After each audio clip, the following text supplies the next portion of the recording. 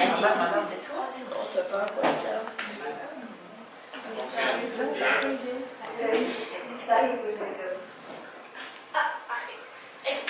Bonjour, moi mon nom c'est Juliette Valle-Bastien. Je suis avec ma collègue et ici on est aujourd'hui ici pour vous présenter le projet Hawaii 2019. Dans le fond, c'est un projet qu'on a fait pour notre synthèse, pour notre cours de synthèse en biologie au Collège Antique. Et dans le fond, on va commencer par vous parler de c'est quoi Hawaii, c'est quoi le projet, qu'est-ce que c'est, et dans le fond, nos résultats, qu'est-ce qu'on a obtenu, puis pourquoi on a fait ça. Fait que tout d'abord, Hawaii, c'est vraiment très isolé dans le milieu du Pacifique.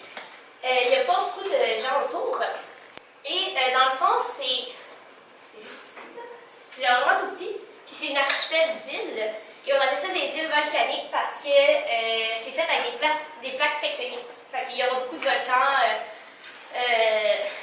sur les îles, puis surtout ils vont être en éruption. Donc on a bien vu ça en 2018. Il y en a qui n'avaient pas explosé. Ouais, c'est ça, qui sont encore en éruption. Dans le fond, ce qu'on a fait, c'est qu'on est allé là-bas pour étudier la biodiversité marine, c'est-à-dire les poissons, les algues et les invertébrés qui sont dans l'océan. Et on a utilisé une méthode qui s'appelle la méthode RDT, c'est la méthode Roving Diving Technique. Dans le fond, c'est le fait de filmer en temps réel ce qu'on voit en plongée en apnée. Je ne sais pas s'il y en a qui savent c'est quoi, une plongée en apnée. Parce que tu as des palmes, évidemment c'est un tuba, là, tu regardes en haut et tu filmes. On va vous montrer un extrait tantôt. Puis dans le fond, on a étudié ça parce qu'on voulait voir comment le changement climatique influençait les facteurs abiotiques et biotiques de l'eau. Dans le fond, ces facteurs-là, on appelle ça les données physico-chimiques de l'eau. Dans le fond, c'est la température de l'eau, le pH de l'eau, la salinité. La salinité, c'est quand il y a trop de sel, pas assez de sel. Et il y a la turbidité aussi. Ça, c'est quand est-ce que l'eau est trouble, est-ce qu'on voit bien dans l'eau. Et ouais, c'est ça. Donc, température, pH, salinité puis turbidité. Et dans le fond, on voulait voir comment le changement climatique influençait ces facteurs-là, parce que ces facteurs-là, ça va influencer la vie marine, surtout les coraux, les récifs de coraux. Ça va créer soit des blanchiments de coraux, qui est signe qu'ils sont en train de mourir. Et ça va affecter les poissons qui vivent dans les coraux. Parce qu'à Hawaï, les poissons vont vivre dans des récifs de coraux parce qu'ils vont y manger, ils vont manger des bactéries, ces affaires-là. Et souvent, ça va être causé par soit la surpêche qu'à Hawaï, le déversement d'eau usée dans la mer, et l'oxybenzone. L'oxybenzone, c'est un produit chimique qui se retrouve dans les crèmes solaires. Donc, si vous allez dans la mer, achetez pas de crème solaire avec de l'oxybenzone, parce que ça affecte les coraux, ça crée un blanchiment de coraux, justement. Et ça va affecter la vie marine autour aussi. Dans le fond, l'objectif de l'expérience, c'était justement de comparer la biodiversité sur 4 types. Anoa Bay, Sans Souci, Queen Beach et Aya State Park. Puis, dans le fond, on regardait, en analysant la biodiversité qu'il y avait là-dessus, on pouvait les comparer avec leurs données physico-chimiques, puis voir est-ce qu'il y avait beaucoup de pollution dans cette zone-là, puis est-ce que l'activité humaine influençait sur la biodiversité. Dans le fond, donc, les sites, je vais vous décrire les sites qu'on est allé visiter. Premièrement, c'est à Oahu. Il y a Sans Souci Beach et Queen Beach. Dans le fond, c'est comme une grande plage qui est coupée en deux. Et dans le fond, d'un côté, mettons le côté gauche, on a Sans Souci Beach. Puis, c'est fait c'est comme en demi-croissant de lune. Je sais pas si vous comprenez ce que je dis. Comme ça. Puis dans le fond, ici, c'est le aquarium. Non, c'est pas vrai. C'est le hôtel Lotus Honolulu, qui est situé sur la plage. Mais on n'est pas allé à cet hôtel-là. C'est juste parce que puis il y a des petits restaurants où on peut manger. Et, là, on ne va pas sur Sainte-Marie-là. Mais d'habitude, il y a comme un mur de béton qui servait qui servait comme un étang pour les poissons. Quand il y avait de la pêche et tout. Et dans le fond, à 10 minutes, marchez 10 minutes de l'autre bord, vers la droite, puis vous arrivez à Queen Beach. Puis c'est la même chose. Il y a plus de récifs de corail, par exemple, je dirais à Queen Beach. Et puis ils sont plus proches de vous, là. On était au-dessus, puis admettons, il y avait genre ça l'espace entre les récifs et nous. Et dans le fond, il ne faut pas y toucher au récif, fait que c'était vraiment ça. C'était un petit peu, ça faisait un peu peur, des fois. Puis après ça, on a Aya State Park, qui est juste ici. Dans le fond, ça, c'est situé sur l'île de la baie de Kanawai. Et c'est un endroit très touristique parce qu'il y a un gros récif qui est dans le fond, qui est très profond, il est très très haut. Et c'est là qu'il va y avoir beaucoup de poissons et en fait c'est un des plus cool. C'est vraiment beau. J'ai pas de photo de ça, mais c'était vraiment beau. Puis dans le fond, c'est devenu une zone protégée en 1967 parce que à cause de la surpêche, puis à cause de la croissance de la population, mais les gens ils pêchaient trop. Fait qu'il y a eu. Fait que là, les coraux étaient stressés, puis ils étaient à veille de mourir. Fait qu'ils ont fait oh là là, on va arrêter ça là. Puis c'est devenu une zone protégée. Puis maintenant, les coraux sont en train de, comment on pourrait dire, déstresser de leur environnement passé. Après ça, il y a Anoma Bay, qui est là. Puis Anoma Bay, dans le fond, c'est la plage que vous voulez aller voir si vous voulez aller à Hawaï. Il y a beaucoup de poissons. Il y a beaucoup de récifs. Tu rentres dans la mer et il y a déjà un récif devant toi. Ça fait même pas 2 pas que tu as fait. Puis c'est en forme de U dans un cône volcanique. Et dans le fond, c'est comme dans un volcan. Mais inquiétez-vous pas, vous n'allez pas mourir si vous allez là. C'est pas tout à fait dans un volcan. On peut dire ça de même. Puis ça aussi, c'est un site protégé. Parce que justement, à cause encore de la surpêche, les gens ils pêchent trop. Les poissons sont beaux, on les veut chez nous, on les veut dans nos aquariums, mais c'est pas une bonne affaire de faire ça. Fait que, et vu qu'il y a beaucoup de coraux, le gouvernement a décidé que quand on allait là, il nous faisait passer une vidéo de 9 minutes sur tous les règlements qu'il fallait respecter quand on allait sur cette plage-là. Dans le fond, on n'a pas le droit de marcher sur les coraux, on n'a pas le droit de toucher aux coraux, on n'a pas le droit de toucher aux poissons, on n'oublie pas les poissons. Et il ne faut pas stresser les poissons, donc on n'essaie pas de faire peur aux poissons pour rien. On fait juste observer.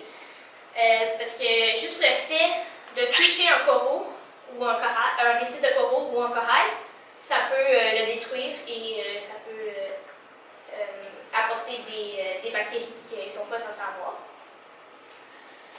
Aussi, dans le fond, pour faire notre expérience, on a utilisé beaucoup de matériel. On a utilisé un cahier de terrain que je vais faire passer ci-dessus. Ce cahier-là, ça, c'est un cahier très important. Il y a toutes les données qu'on a recueillies sur tous les sites. Il y a tout. Il y a même les commentaires que les gens disaient pendant qu'ils faisaient l'expérience. Il y a tout. Et ça, c'est très important, il faut tout le temps le garder avec soi parce que si on n'a plus nos données, bien, on ne peut plus faire notre analyse. On a aussi utilisé une caméra X2 Intura. Ben, dans le fond, c'est comme une petite caméra GoPro qui va dans l'eau pour filmer les poissons qu'on avait. On a aussi utilisé l'appareil physico-chimique New Log. C'est ça ici. Dans le fond, c'est des petits carrés qu'on plug ensemble. Grâce à la petite tige de métal qu'on trempe dans l'eau, bien, dépendamment de qu'est-ce qu'on sélectionne sur le logiciel, l'application qui est sur notre téléphone, on peut avoir la salinité, le pourcentage de salinité, le graphique, on peut avoir la température de l'eau, Ça prend même la température de l'air. Tu le lèves dans l'air, puis ça le prend.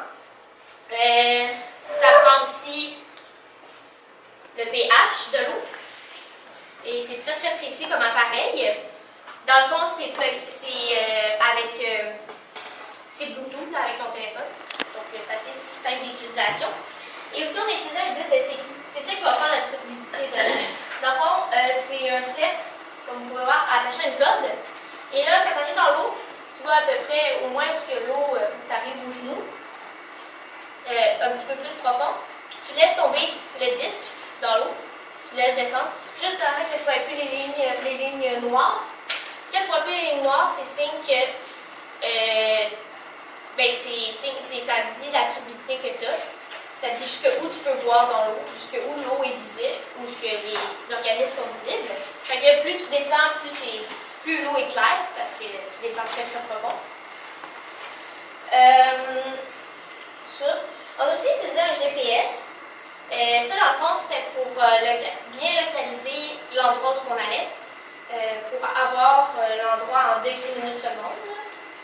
C'est pour avoir la longitude et latitude.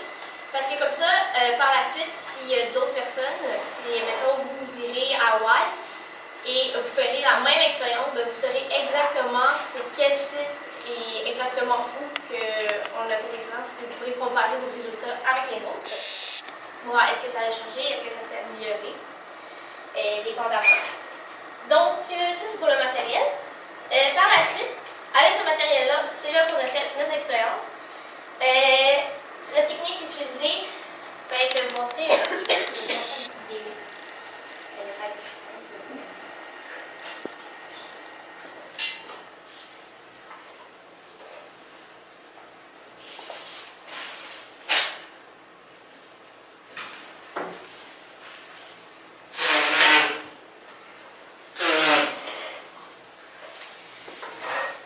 Dans le fond, ça c'est le RDT technique. Puis dans le fond, ce qui arrive, c'est que quand on voit notre premier spécimen de poisson, on essaie de filmer en ligne droite. Puis on essaie de filmer en ligne droite. Puis on filme le plus de poissons possible qu'on voit. Là, c'est un petit peu dur parce que ça, c'est à Onomabé. Puis il y a beaucoup de touristes. Donc, des fois, on fonçait dans les touristes parce qu'on ne regardait pas ce qu'on allait. Et dans le fond, on filmait pendant 5 minutes. Puis, dans le fond, ce qui arrivait, c'est qu'après avoir filmé, tu sortais de l'eau. Puis,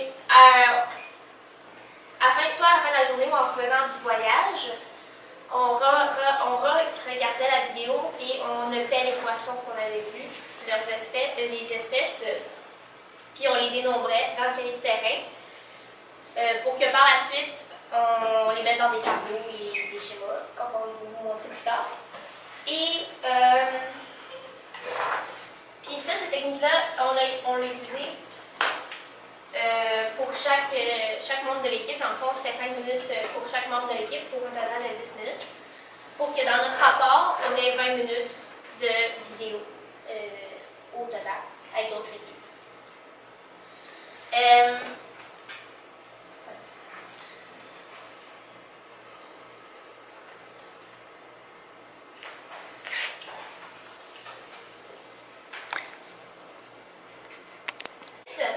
Dans le fond, avec ces données-là, on a pu faire quantifier nos observations avec des calculs. Dans le fond, il y aura la richesse spécifique. Ça, la richesse spécifique, dans le fond, c'est le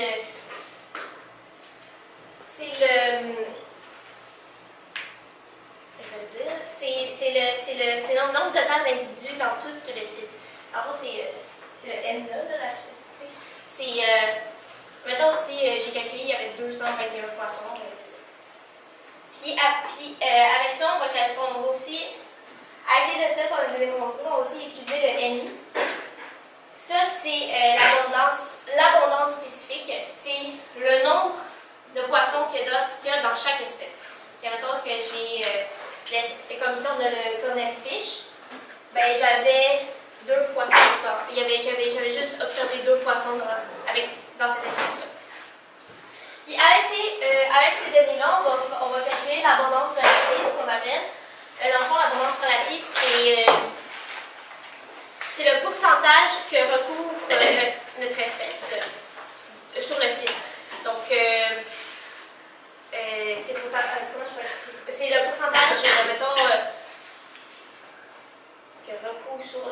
Donc, comment l'espèce est dispersée. Il y aura aussi l'indice de diversité de Shannon. Ça, c'est est-ce que notre site a beaucoup de diversité d'espèces et est-ce que nos espèces sont réparties en petits groupes ou sont étalées toutes partout dans le site. Il y aura aussi l'indice de dominance de Simpson. Ben, ça, c'est pour l'espèce qui est la plus dominante dans le site. Est-ce qu'il y a une espèce dominante plus qu'une autre par rapport à un site? Ouais. Puis, ça, c'est les moyennes de. Parce que, dans le fond, pour le rapport. Quelques informations au sujet de moyenne. D'abord, pour le rapport notre rapport, on avait besoin des moyennes pour bien valider nos résultats. Et là, je vous laisse avec ma collègue. OK. Bon, ben, dans la section résultats, on va voir un peu à quoi ressemblent les tableaux. On va aller les analyser un petit peu, je vais vous l'expliquer. Je vais aussi parler de l'évaluation, de la validité des résultats, si nos échantillons étaient valides ou non. L'évaluation critique en tant que de notre rapport. Et de la critique constructive de la méthodologie. Qu'est-ce qui a fonctionné, s'il y a eu des changements ou quoi que ce soit. Donc ça ici, c'est notre premier tableau, c'est la moyenne de quatre échantillons qu'on a pris, comme vous avez vu dans le calcul précédent. Donc, pour nos données physico-chimiques. Donc ici, en tant que tel, pour le pH, les pH sont similaires, sauf pour le Aya State Park. Une des raisons en tant que telle, c'est que la journée de notre échantillonnage, il pleuvait toute la journée. Puis quelques jours avant, en fait, dans les dernières semaines, il y avait eu beaucoup d'averses. Ça fait que ça joue un peu sur l'acidité de la place, aussi sur la salinité, parce que toutes les autres sont assez similaires, sauf celle-là qui est beaucoup plus basse. Au niveau de la température, on a le Queen Beach et la Anama Bay qui est similaire, sont à 26 degrés, et Aya State Park avec Sans Souci Beach qui est à 24-25. Une des raisons pourquoi il y a un petit écart, c'est parce qu'à Sans Souci Beach et Aya State Park, on est allé le matin à 8 h du matin. Ça fait que l'eau était un petit peu plus froide, si on veut, alors que Queen Beach et Anama Bay, on est allé l'après-midi. Donc, il y a eu vraiment toute la journée pour que le soleil tape sur l'eau qui réchauffe beaucoup plus l'eau. Ça peut aussi jouer sur tout le reste de nos résultats parce qu'on ne peut pas nécessairement tout le temps bien les comparer. Puis la turbidité, en fait, Anama Bay, c'est elle qui a la plus belle turbidité parce que, en fait, ce qui se passe, c'est que sur le site, tous les coraux, juste avant les coraux, ben, il y a comme plein de roches qui coupent les vagues. Donc, il y a vraiment moins de remous. Donc, on est capable de voir un petit peu plus en profondeur si on va un petit peu plus loin, dans la rive. Pour notre deuxième tableau, en tant que tel, je parle de la richesse spécifique. On va comparer en fait la richesse spécifique des calcites avec l'indice de diversité de Shannon et l'indice de dominance de Simpson. Le truc avec la richesse spécifique, c'est que en tant que tel, les récifs de coraux, ils hébergent 25 à 30% des espèces marines, ce qui est quand même énorme. Et notre richesse spécifique est assez basse, je vous dirais, mais encore là, il y a pu avoir beaucoup de conditions qui ont changé ça. Anama Bay, par contre, je me suis trompée. J'ai dit que le N majuscule, c'était la richesse spécifique, mais c'est pas ça tantôt. C'est le nombre total de poissons qu'on a recensé. La richesse spécifique, dans le fond, c'est le nombre d'espèces qu'il y a dans un site. différentes. Ça veut dire qu'on a recensé 32 poissons différents. À cette place-là, Queen Beach, on a recensé 20, Aya State Park 14 et Sans Souci Beach 23. Comme on a dit, Anama Bay, c'est là où il y a plus de poissons parce qu'il y a vraiment beaucoup de. C'est des énormes massifs récifs de coraux. Donc, c'est pour ça que c'est celle-là qui en a le plus. Par rapport à l'indice de diversité de Shannon,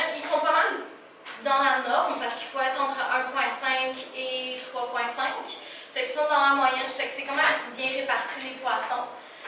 Par contre, dans l'indice de dominance de Simpson, ils sont vraiment assez basses parce que 0 veut dire qu'il n'y a pas d'espèces recensées dans cette classe-là, puis 1 c'est vraiment le maximum d'espèces.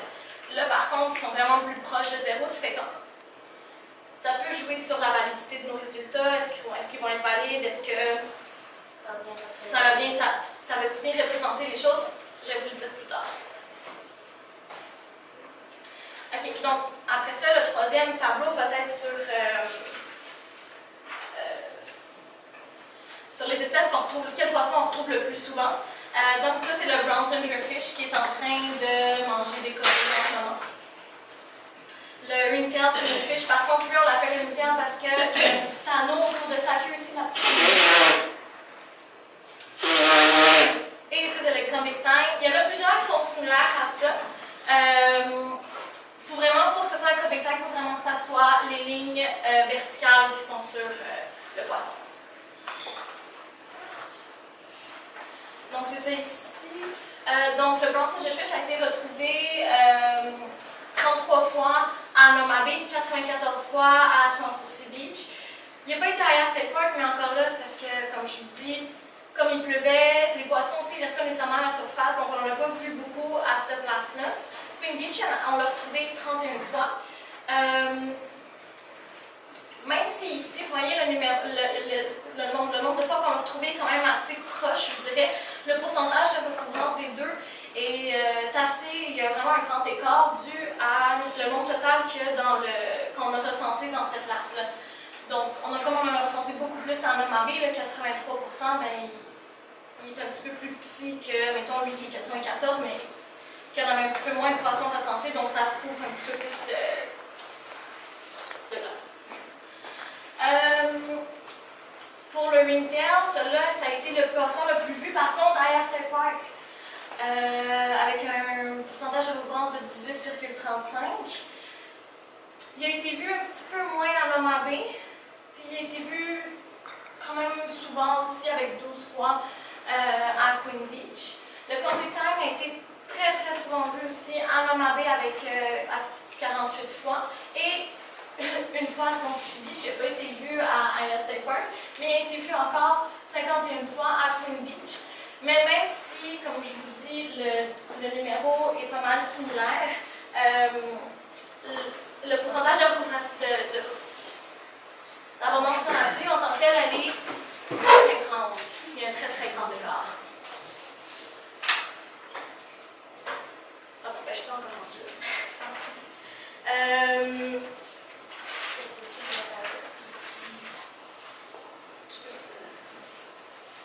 Là, c'est ça, je vais parler de l'évaluation critique de la validité des résultats.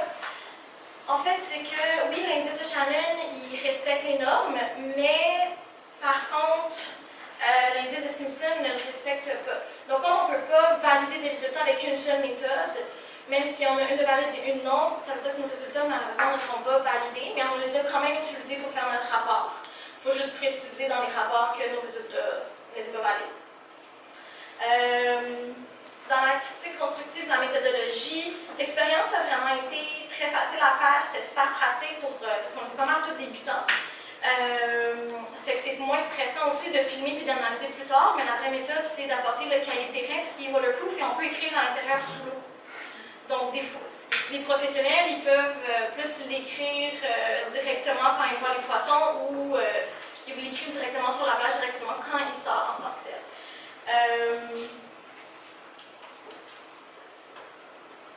Par contre, à State Park, malheureusement, un de nos deux, on n'a pas pu aller filmer notre 5 minutes. Puis comme on avait besoin de 20 minutes en total pour aller faire notre rapport, on est allé prendre trois autres vidéos de d'autres équipes. C'est que ça peut aussi jouer sur nos validités parce qu'on n'a pas filmé chacune. Donc, on est allé prendre même une autre personne qui l'a filmé, mais il y avait une vidéo en moins en tant que telle pour tout le monde. Dans Queen Beach, à Noma Bay. Donc, la journée où on est allé faire à Noma Bay, la plage était fermée. Un des petits imprévus qui arrive, en fait, il y avait trop de bactéries dans la mer pour qu'on puisse aller se baigner. Donc, elle a été fermée pendant 1 ou 2 jours pour pouvoir, si on veut, désinfecter la plage. Donc là, cette journée-là, ce qu'on a fait, c'est qu'on est allé faire en matinée ce qu'on avait prévu pour l'après-midi. Et l'après-midi, on a rajouté un site, le Queen Beach, parce qu'au début, on n'était pas supposé le faire. C'était juste Sans Souci Beach, Ayase Park et Anama Bay. Comme pour ne pas rajouter une surcharge de travail, on a décidé, en fait, les profs ont décidé de faire seulement 5 minutes par équipe à Queen Beach et à Anama Bay. Comme ça faisait le même nombre de vidéos qu'on devait faire. Mais encore là, ça joue sur le nombre d'échantillonnage, ça joue sur... ça peut encore là être une des causes de notre invalidité. Aussi, la caméra GoPro, vous avez vu, là, on ne voyait pas tant bien dans l'eau. Surtout si on filme, puis là, les poissons, ils ont chacun des petits détails qu'il faut vraiment faire attention, comme le Codec Time, il y a le même, mais avec des lignes plus horizontales. Il y en a un qui passe sur l'œil, l'autre qui ne passe pas sur l'œil. Ça, il faut vraiment le bien analyser dans la vidéo parce que sinon, on n'est pas capable de bien identifier le poisson. Une des raisons aussi pourquoi on avait plusieurs inconnus dans les rapports totaux qu'on a fait. Ça mettons, si on refait l'expérimentation, on l'a fait avec une GoPro un petit peu plus performante. Les sondiologues, c'est super le fun de le faire parce que, je veux dire, on allait chercher de l'eau, on regardait le pH de l'eau et tout, mais on ne fonctionnait pas tout le temps avec notre téléphone. C'est qu'on devait soit attendre que quelqu'un ait fini pour qu'on prenne le téléphone ou on prenait les données de quelqu'un d'autre. Encore là, ça joue beaucoup sur les résultats obtenus. Donc ça, c'était par rapport à la critique là, en tant que telle. C'est ça. Pour conclure, en fait, donc les données physico-chimiques étaient pas mal similaires, sauf pour quelques petites vérifications, dépendant des conditions qu'on a eues. La richesse spécifique, comme j'avais dit, est assez basse, vu que comme les coraux sont supposés habiter entre 25 à 30 des espèces marines, il n'y en avait pas beaucoup qu'on a pu recenser. Encore là, on aurait pu faire beaucoup plus d'échantillons. C'est quand même Anama Bay qui a la plus grande richesse avec 32 espèces différentes. Puis c'est ça, nous, malheureusement, les résultats dus à plusieurs variations, plusieurs imprévus, sont pas valides. Par contre, là, c'est ça. On peut chacun, tu sais, même à Hawaï, c'est une petite île, ce qui fait que comme elle a déjà été assez surpeuplée, il y a eu beaucoup de problèmes qui ont affecté les coraux. En ce moment, ce qui se passe le plus, c'est beaucoup le réchauffement climatique, mais aussi beaucoup de plastique. C'est des îles, hein, donc tout ce qu'il y a sur l'île, ça va dans l'eau. C'est que même si on veut recycler, on n'a pas comme ici, où vraiment des places pour mettre le plastique ou pouvoir l'envoyer en tant que tel quelque part. C'est un petit peu plus difficile à gérer, donc on essaie de limiter notre consommation, surtout sur les îles, mais aussi, ça serait bon de l'éviter le plus possible dans le monde. Parce que ça prend comme on va ici vraiment plusieurs années. Bon, je ne sais pas si vous le voyez, mais donc, ça prend beaucoup de temps. En fait, tout le monde le sait, ça prend beaucoup de temps de dégrader. Les Q-tips aussi sont pas bons, puis les sacs en plastique, ça commence à être pas mal interdit à cause de ça. Aussi, il faut faire comprendre au gouvernement que c'est important de mettre l'argent puis un budget sur l'environnement. En ce moment, il y a eu plusieurs manifestations aussi qui se sont données pour ça, parce que notre planète est en train de pas mal mourir, je vous dirais. Si on ne fait pas quelque chose, ben ça va peut-être finir mal. En plus, on a plusieurs. En fait, en ce moment, la science est assez évoluée, on a plusieurs nouvelles technologies. Ça serait vraiment possible de remplacer, en fait, très, très probable de remplacer le plastique. De remplacer beaucoup de choses, en fait, qui ne sont pas bonnes pour l'environnement. Il faut juste y mettre le budget et vraiment faire comprendre aux personnes qui ont le pouvoir et qui ont l'argent de mettre beaucoup d'intérêt là-dessus et beaucoup de budget. C'est ça. Puis en fait, après ça, je vais vous montrer un petit résumé de notre voyage là, qui finirait bien. Vous allez voir un petit peu Hawaï. Ah, il n'y a pas de son. Bon, il y a le ça annonce sur le